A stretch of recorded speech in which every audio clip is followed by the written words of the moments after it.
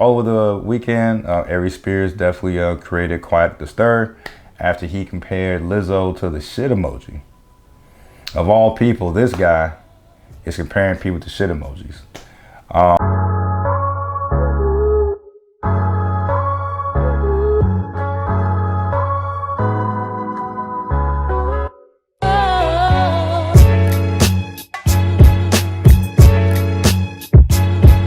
Hey, what's going on, folks? Another episode of Just My Opinion with Ryan.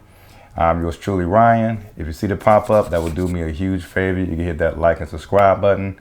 So over the weekend, Aries Spears definitely created quite the stir after he compared Lizzo to the shit emoji.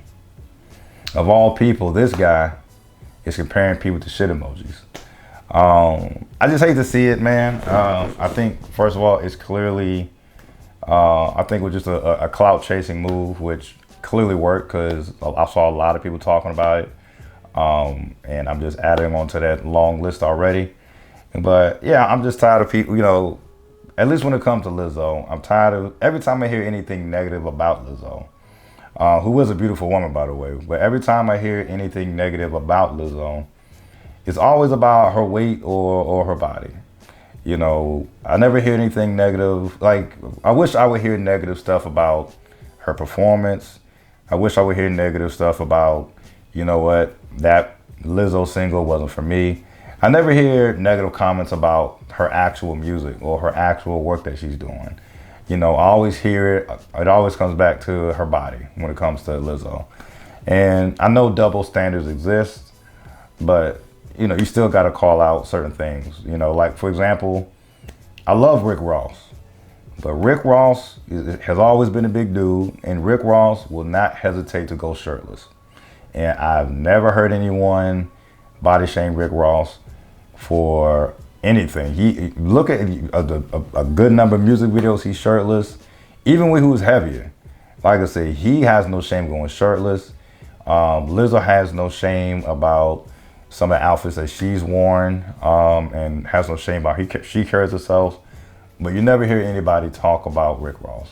For someone who's breaking a sweat during an interview talking about somebody, it's kind of delusional, bro. Like, and granted, I know he tried to clean it up a little. He didn't try to clean up at all. He didn't clean up anything. I know he was trying to say, it's hypocritical for women to salute Lizzo, but then not talk, try to look out for her health in terms of like diabetes and this, that, and the third, which is a legit concern for someone who, for anybody.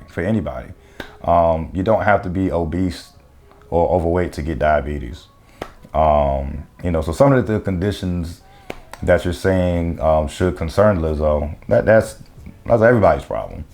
Heart disease, diabetes, it's all about your, body intake. And of course, spoiler alert, it's not like I'm like some nutritionist or top of the line nutritionist or anything else like that. But, I'm also just tired of the whole stereotype about, just because you're a bigger person, that just automatically puts you in the unhealthy category. You could be big and healthy. I did a marathon a few years back, a half marathon a few years back, and there was people of all sizes doing the marathon.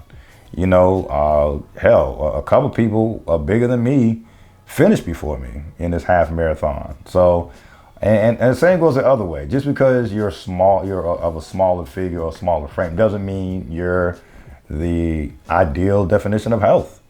So I'm just tired of that whole negativity that gets thrown Lizzo anyway. At least from when I look at it, I just feel like she don't be bothering anybody, man. She'll come out and do her thing, make her music. Yes, she'll be vocal about how proud she is of her body. And then she just minds her business, in my opinion. But like I said, every time I hear something negative about Lizzo, it's never about her music or her actual product. It's always about her body. Big male rappers, they don't have to face that problem. And I just feel like it's wild. Especially once again, when somebody who looks like this has something to say about Lizzo. I'm 6 feet even, a little over 180 pounds, 183, 184. I definitely wouldn't be considered, you know, in the overweight or, you know, obese category per se. But, you know, I'm not the definition of health also. Like, if someone dared me to just roll out of bed and do a Usher or Chris Brown routine, I'm gonna get my ass whooped. I might mess around and die, like, just because I'm not in that type of shape to keep up with those type of moves. But if you ever saw the show Watch Out for the Big Girls, like, you gotta have some type of athleticism.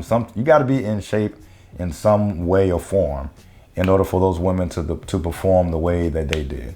That was just like a prime example of, you know, full-figured women who have to do hours and hours of dance routines and this and the third, and you know, on the day-to-day basis, just to participate in this damn show.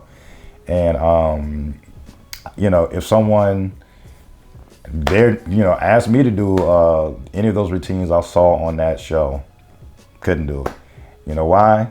Because my ass is not in shape. My wind is not right. My stamina is not where it needs to be. I'd mess around and they would dance circle around me.